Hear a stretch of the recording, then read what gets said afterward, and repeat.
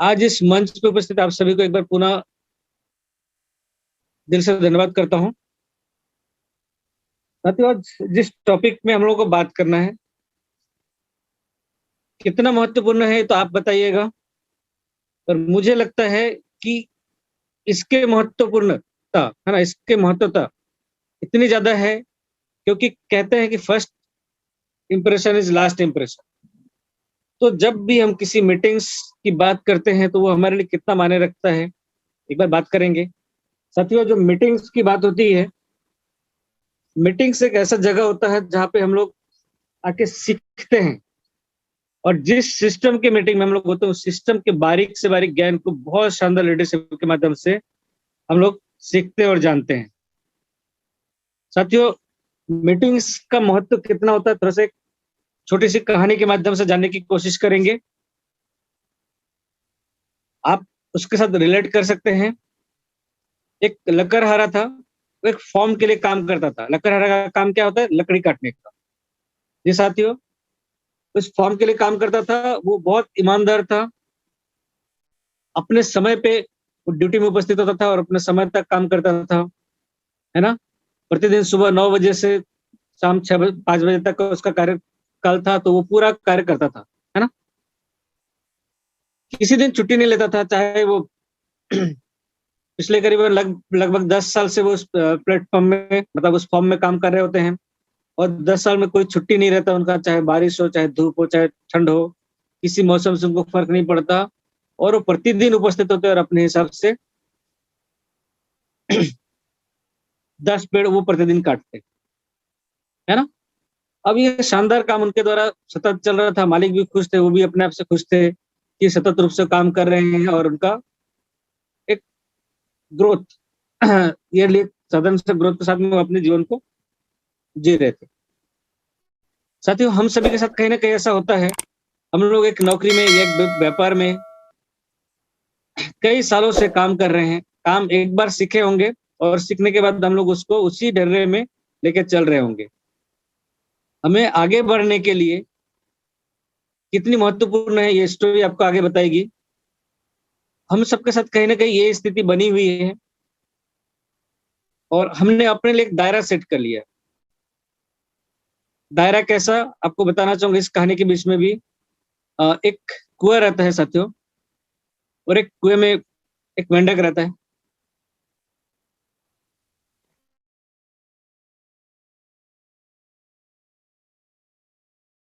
बढ़िया से, लेकिन अ, घटनाक्रम में आगे बढ़ते हुए ऐसा होता है कि एक समय एक और मेंढक आके उस कुएं में गिर जाता है। तो मेंढक से पूछा जाता, जो कुएं वाला मेंढक रहता है, वो बाहर से हुए मेंढक से पूछता है, भाई आप कहाँ से आए हो, आपका कुआं कैसा है ना। तो बाहर से जो आया हुआ मेंढक रहता है वो बोलता है कि भाई हम कुएं से नहीं आए, हम तो समुंदर में रहते हैं, समुंदर से आए।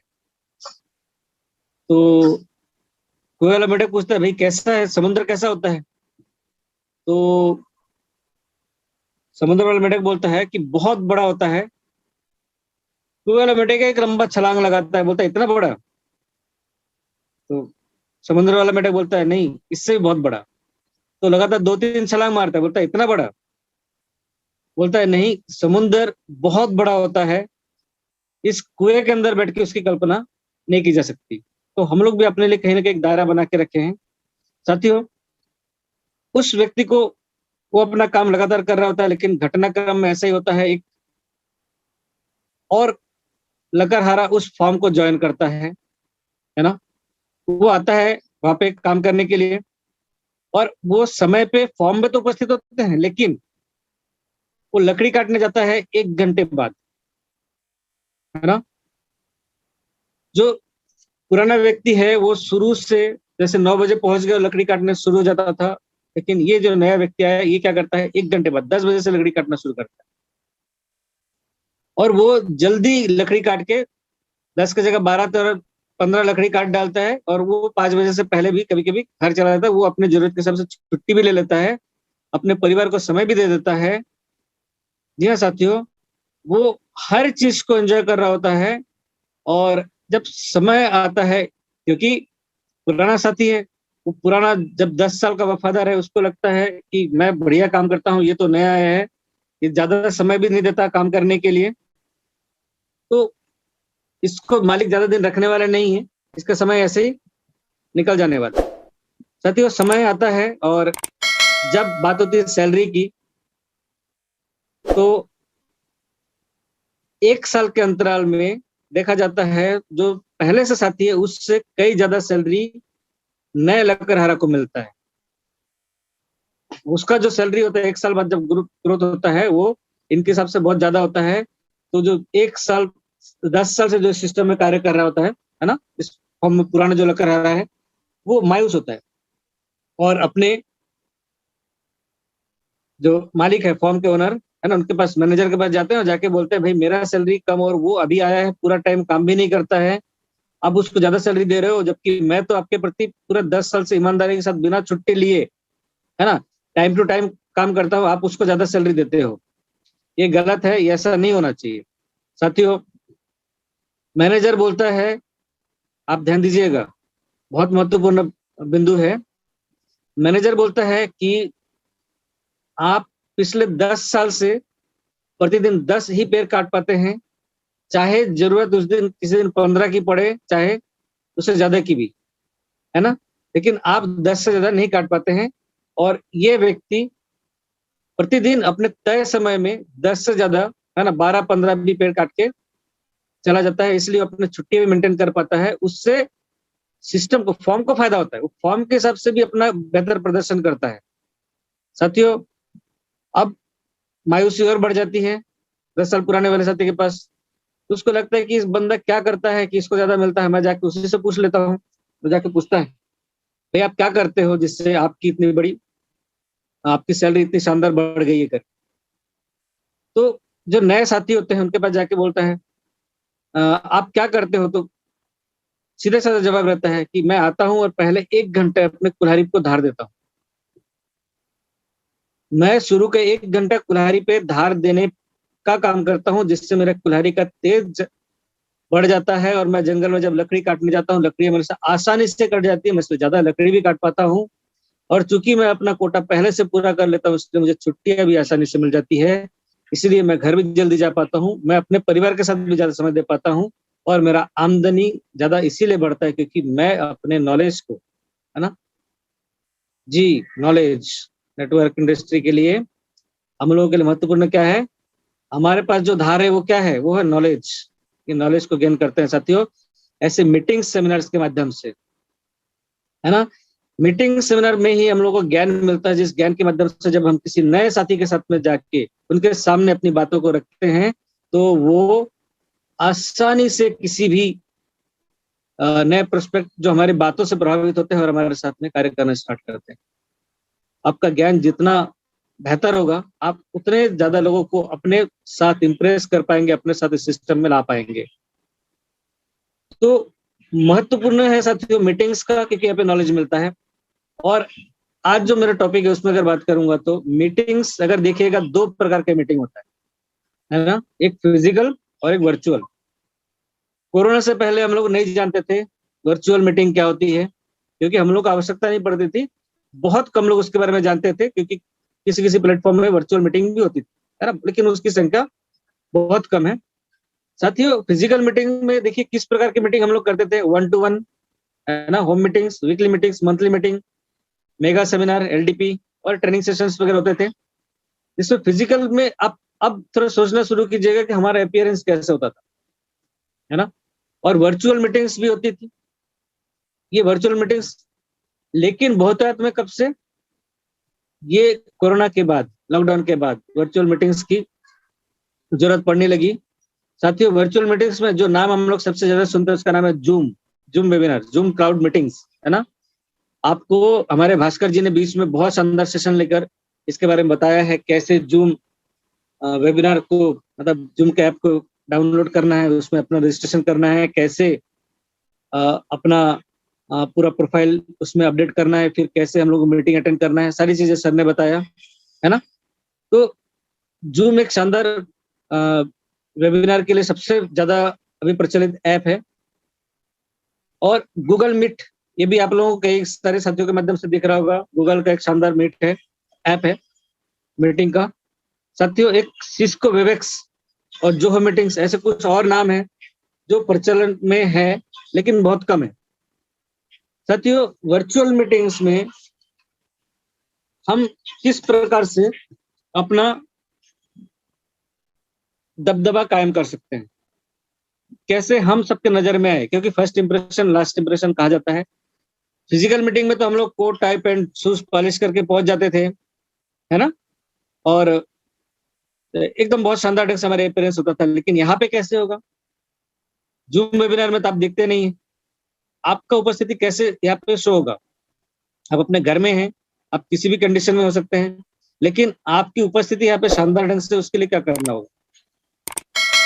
साथियों, आपका अपीयरेंस, जो आप जिस रूप में यहाँ पे आते हैं सब आपको देख रहे होते हैं, है ना। आप किसी प्रकार मीटिंग हो, आपका अपीयरेंस सभी देखते हैं, सभी को द्वारा देखा जाता है। तो वेबिनार्स में भी जब भी आप एंट्री करें, अपना प्रोफाइल जब भी बनाएं, तो साथियों ध्यान रखें आपका नाम आपके रैंक के साथ रखें ताकि लोग आपको जान सके, है ना।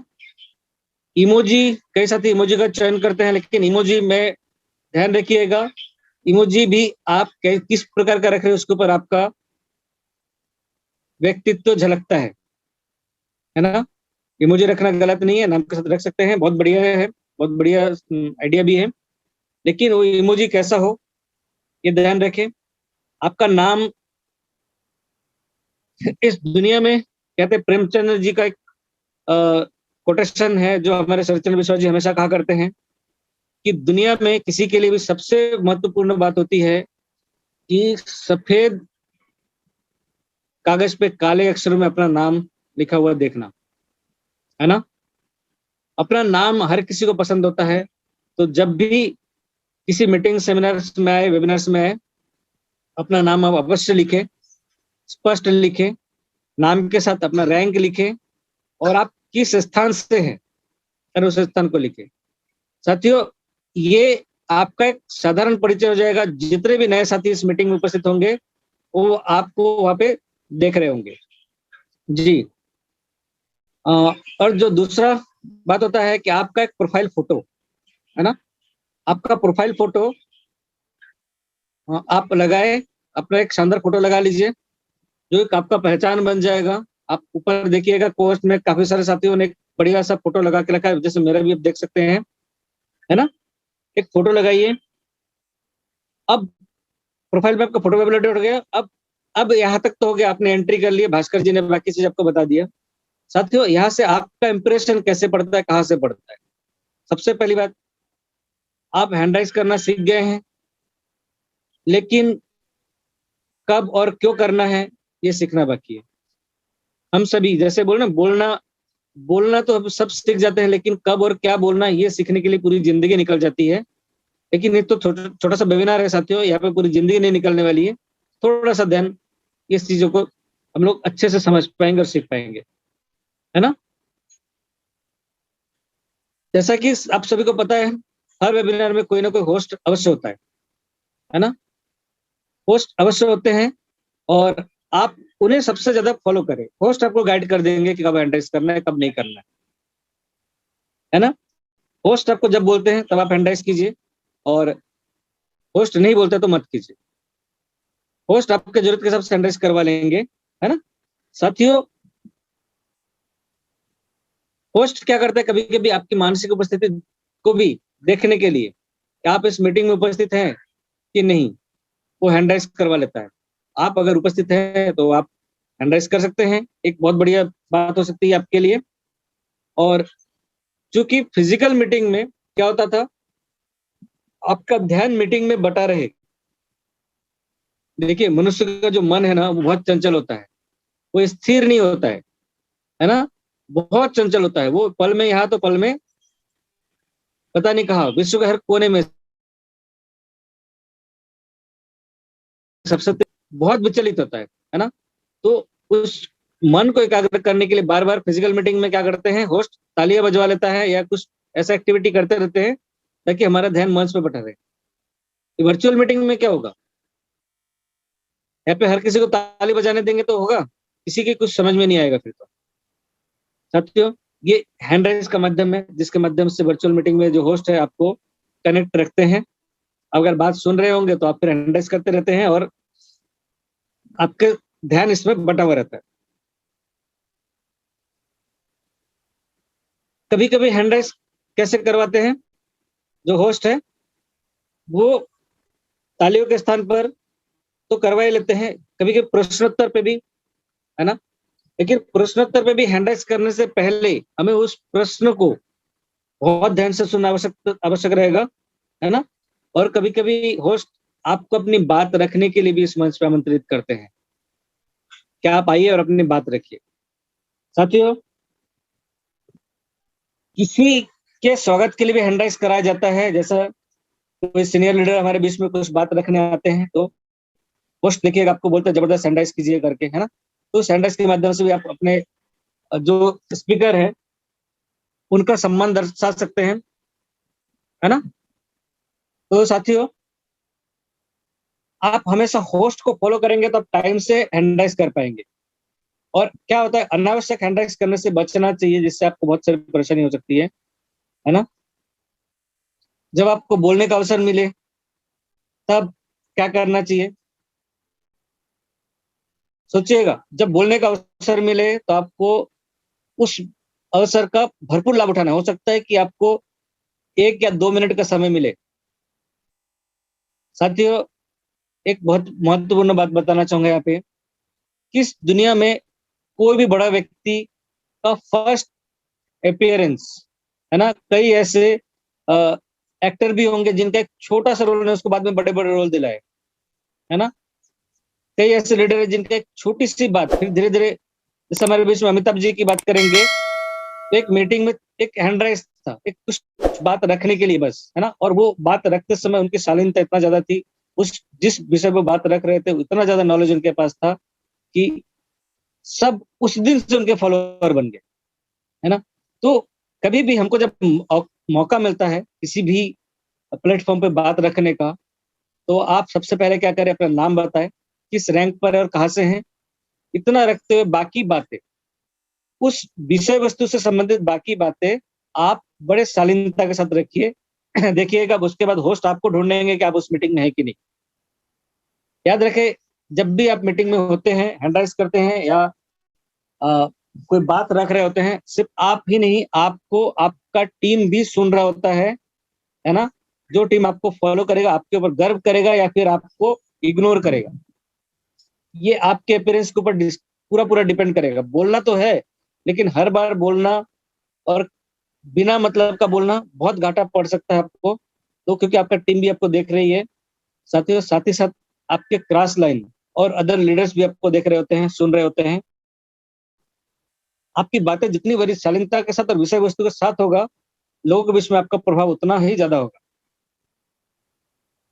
साथियों, जैसा अभी पहले भी बोला था कि बोलना तो सभी जानते हैं, लेकिन कब और क्या बोलना है ये बहुत महत्वपूर्ण होता है, और इसको करने के लिए पूरा जीवन किसी किसी का निकल जाता है।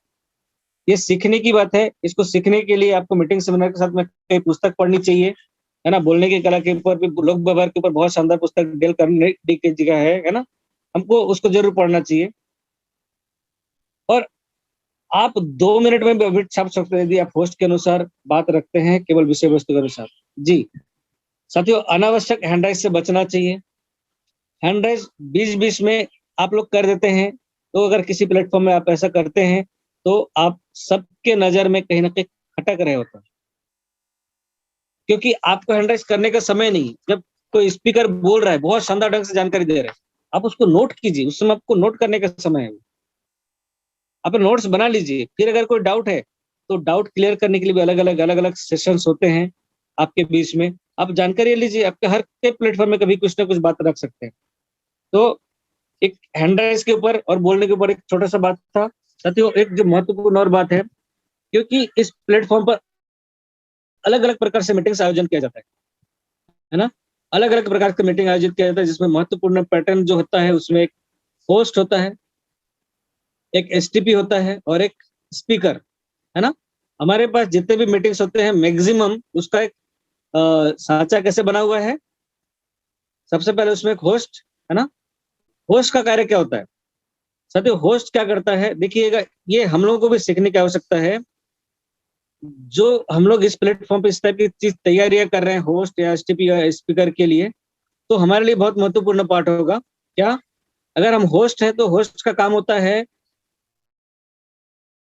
बाकी जितने उपस्थित साथियों को मुख्य वक्ता के साथ, है ना, या आयोजन जिस चीज का आयोजन है उस आयोजन के साथ में कनेक्ट करना। होस्ट अगर स्पीकर की भूमिका में आ जाएगा तो साथियों फिर देखिए हम सभी को अपने अपने लिए अवसर मिलता जाएगा हमारे एक्टिविटी के ऊपर।